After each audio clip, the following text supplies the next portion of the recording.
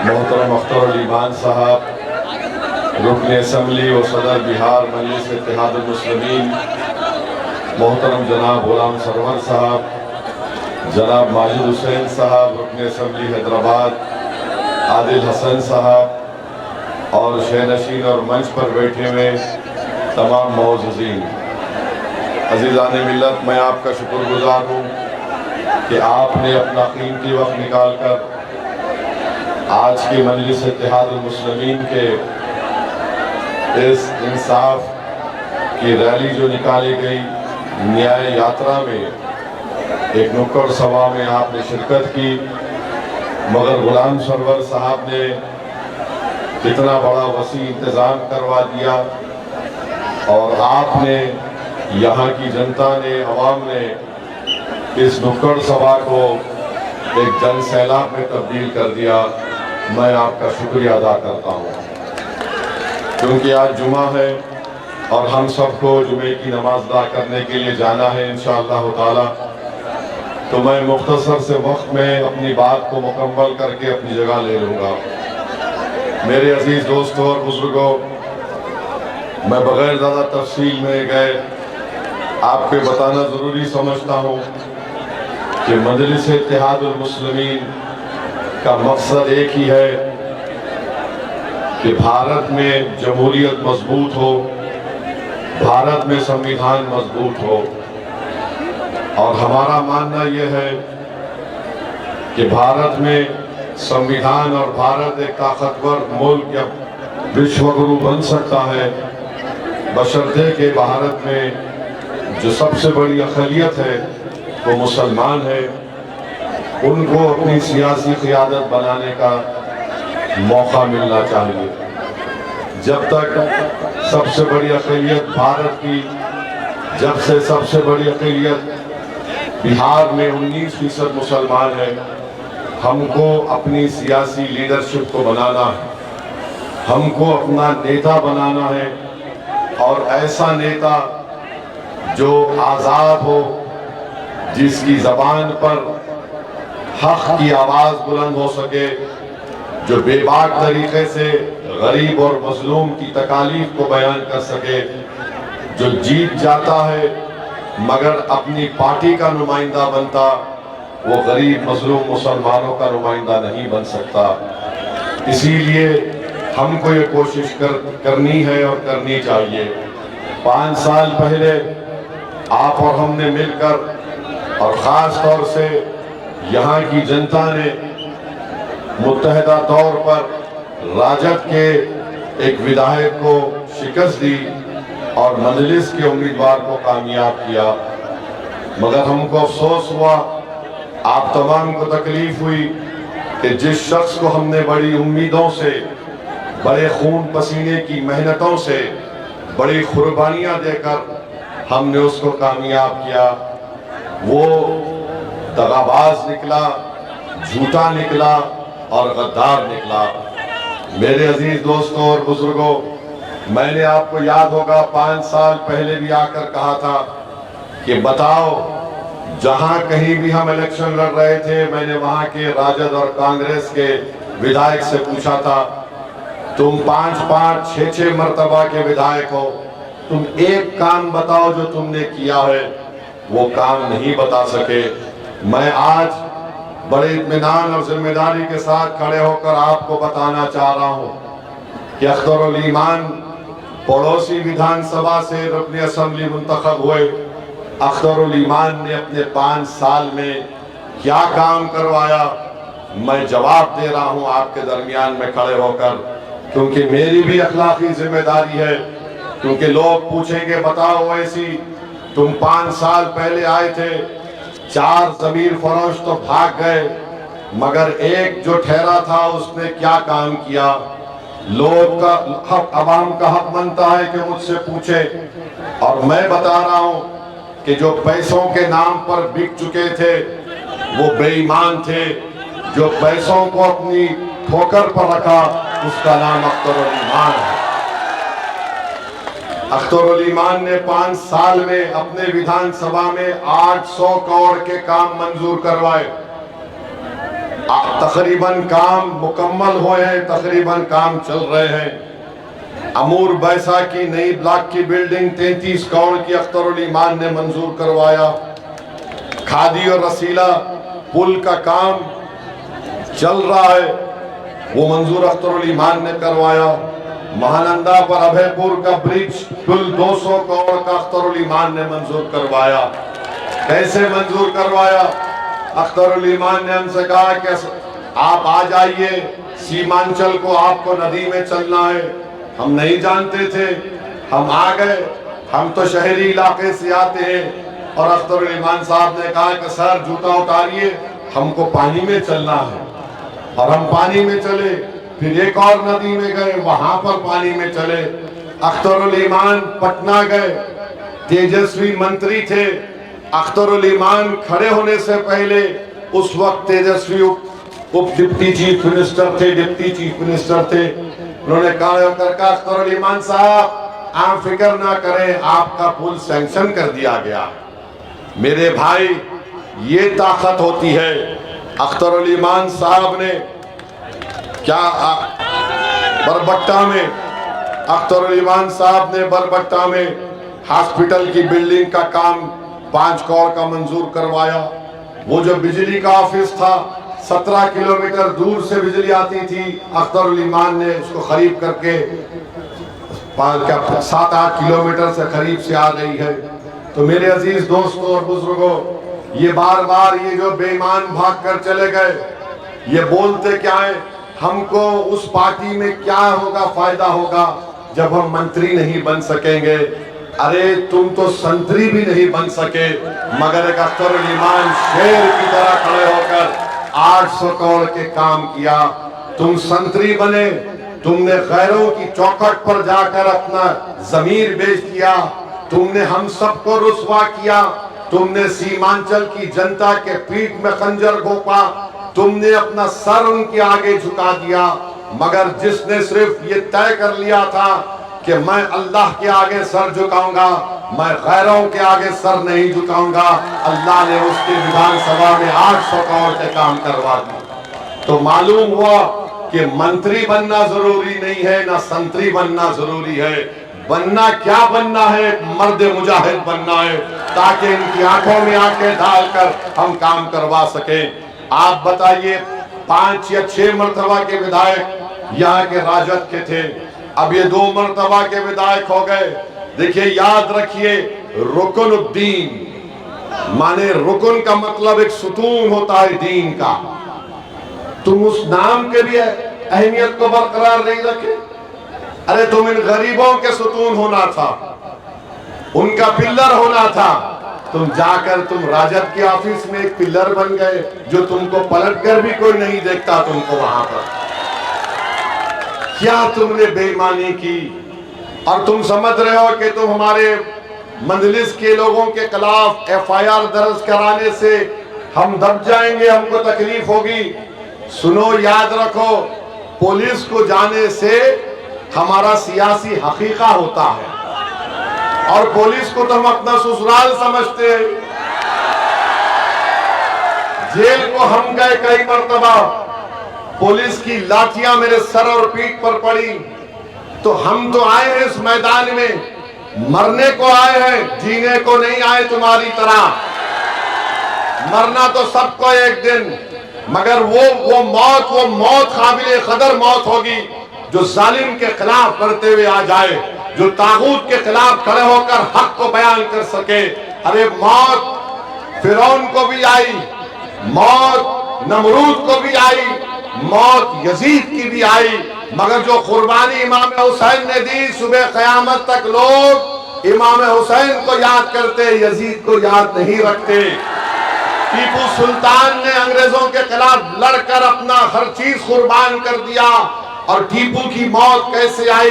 टीपू के हाथ में तलवार थी, अंग्रेज जनरल 1 घंटे तक रुका रहा। जिस्म को हाथ लगाने से पहले कोई जाकर डर रहा था, और जब अंग्रेज जनरल ने जाकर टीपू के जिस्म को हाथ लगाई तो उसने कहा कि इसका जिस्म बहुत गर्म है। जिस्म से रूह निकल गई मगर एक मर्द मुजाहिद का जिस्म गर्म था। हम इस मौत की तमन्ना करते हैं, हम थूकते हैं इसी जिंदगी पर जो गैरों के सामने ईमान को बेचा जाता। और मुझे यकीन है कि आप इन गद्दारों का, इन दुश्मनों का मुंह तोड़ जवाब देंगे आने वाले विधानसभा में। आप देंगे ना इंशाअल्लाह। जिन्होंने आपसे को झूठ बोलकर आपके ख्वाबों को चुकनाचूर करने की कोशिश की, जिसने हमारी माँ और बहनों की दुआओं को, उनकी कुर्बानियों को रायगा जाने दिया, मुझे यकीन है कि यहाँ की जनता जमहूरी तरीके से एक मुंह तोड़ जवाब देगी। और यहाँ पर विधायक साहब है, जमीन का म्यूटेशन में पैसा लिया जाता नहीं लिया जाता, बताइए हमको। कम से कम 20,000 रुपया लिया जाता है, लिया जाता है 20,000 रुपया। कितना लिया जाता है, हाथ उठाइए।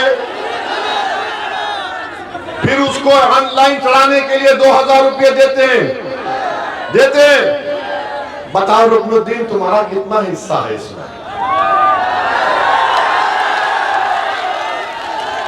म्यूटेशन, ऑनलाइन, यानी भ्रष्टाचार आम कर दिए कि बेटा जितना लूटना है लूट लो, गरीब का खून चूस लो, कोई जवाबदेही नहीं होगी। जवाबदेही होगी जिसका खून तुमने चूसा है। वो जब वोट डालने जाएगा वो कहेगा कि रुकनुद्दीन, पतंग छाप के नाम पर तुझे विधायक बनाया, अब पतंग छाप के नाम पर वोट डालकर तुझे घर में बिठाएंगे इंशाअल्लाह ताला।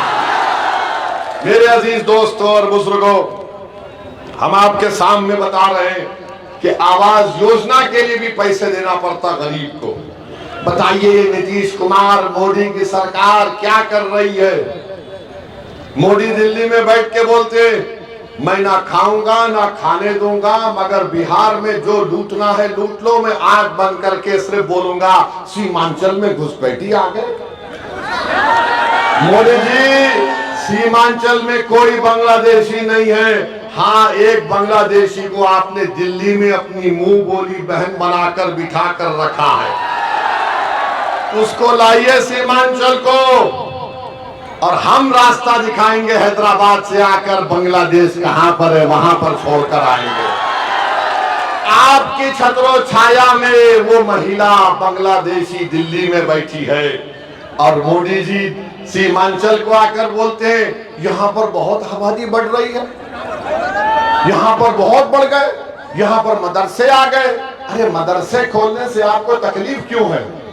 जो जगह पर अल्लाह उसके रसूल का जिक्र होता है तो शैतानी नफरत करता है उससे। आप जो भी है अब आप फैसला कर लीजिए, हम कैसा बोलेंगे, वरना बोलेंगे हमको शैतान बोल दिए। वैसे जो भाग जाते हैं वो भी शैतान के एजेंट हैं जो धोखा देकर भागते हैं। मेरे अजीज दोस्तों और बुजुर्गों, मोदी, नीतीश कुमार ने, चिराग पासवान ने, कुशवाहा साहब ने मिलकर एक ऐसा काला कानून बनाया है, वक्त तरमीमी कानून, जिसके जरिए वो हमारी मसाजिद को छीनना चाहते हैं, जिसके जरिए हमारे दरगाह और खानकाहों को छीनना चाहते हैं, ईदगाह की जमीन को छीनना चाहते हैं, कब्रिस्तान की जमीन को छीनना चाहते हैं।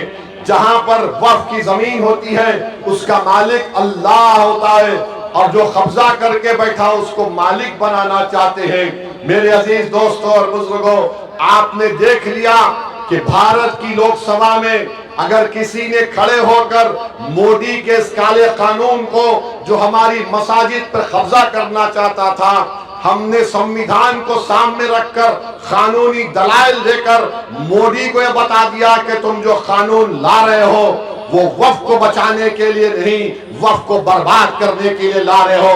तुमने देख लिया, दुनिया ने देख लिया, जो कहते थे एक अख्तर अल ईमान क्या करेगा, एक ओवैसी क्या करेगा।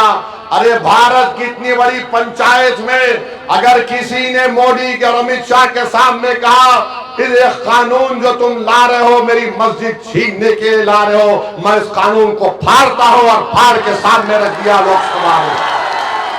अख्तर अल ईमान अकेले थे, आपकी आवाज अख्तर अल ईमान उठा रहे थे।